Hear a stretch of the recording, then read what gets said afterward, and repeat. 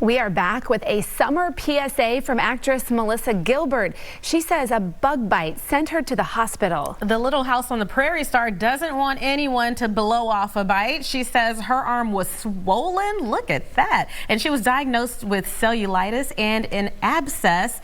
Here to help us prevent bug bites and something like this is Dr. Sherry Ingraham with Advanced Dermatology. I mean, what a little nightmare there.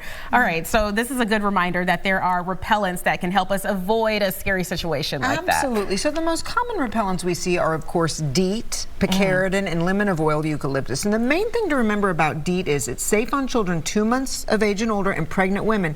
Pregnant women are important because they put off more CO2. The bigger you are, the more carbon dioxide you expel, the more mosquitoes love you. So things mosquitoes love: dark colored clothes. If you're real active and sweaty, they love the smell of sweat and lactic acid. But we're not going to just sit around this summer in the indoors, right? We're going to go out. So remember, the DEET concentration is more about length of time. So the higher the DEET doesn't make it more effective. It just means it lasts longer. I see. Okay? So what do we want to do to prevent? Well, there's all this exciting new data out there about how our bodies interact with the environment. And carboxylic acid on our skin from bacteria, actually, that's what makes cheese smell. That's what makes mosquitoes really want to eat us. So what can you do to confuse the mosquito? Wash with coconut oil-based products. Things that smell like coconut they don't like.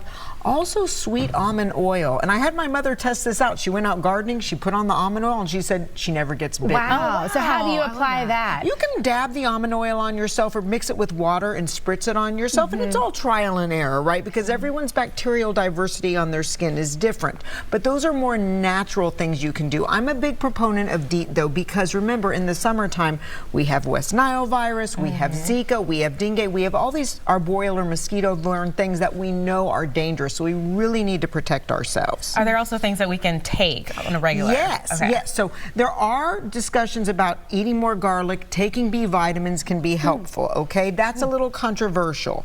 But we do know that if you do get bitten, you want to have something on hand, especially if you got little ones. Sure. Right. I like these steroid sticks. They have a little bit of steroid, or you can get some Cordate over the counter, and you can just put this directly on a bug bite. It'll knock down that itch because you don't want to scratch. Scratching introduces bacteria, and then you get the cellulitis, right? So carrying around a little Polysporin and Cordate, I'd put that on if you get bitten.